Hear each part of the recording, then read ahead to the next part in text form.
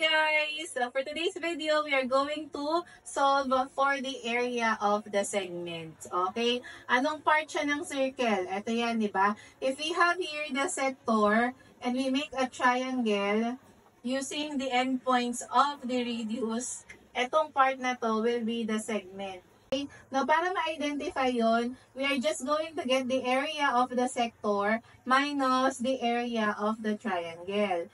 Now, to make the formula simple, we have this one. So, we have the area of the sector is equal to r squared times, we have here pi times the theta over 360 minus sine theta over 2. Okay, so paano ba natin i-manipulate itong formula na to?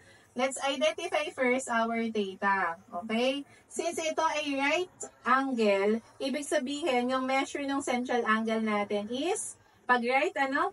Correct, 90 degrees. Okay? How about our radius? Our radius is 6 centimeters. Okay? So we have the formula, area of the segment is equal to r squared times pi times theta over 360 minus sine theta over 2.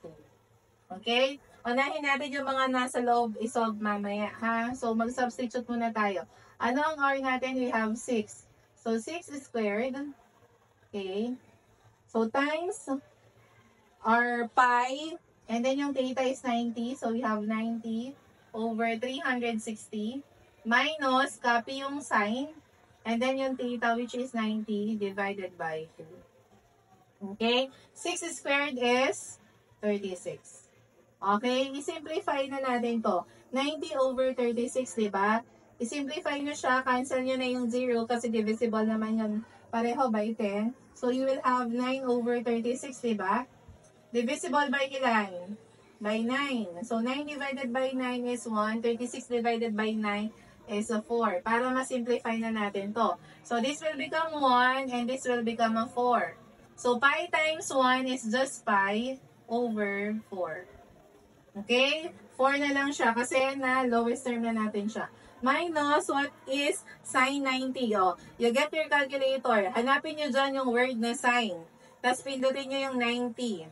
Anong magiging answer? Correct, 1. And nyo that sine 90 is equal to 1. Okay? So, this will become 1 over 2. Okay? So, you are going to have 36. Oh, what is now this one divided by 4? So, we have 3.14 divided by 4. That's a 0.785 thousandths minus 1 divided by 2. So, you have 0.5. Ay, minus muna natin to, ha? So, we have 0.785 minus 0.5.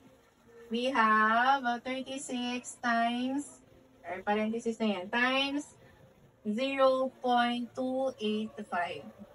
O, i-multiply natin. What is 36 times 0.285? We have, here is 10.26 centimeters squared.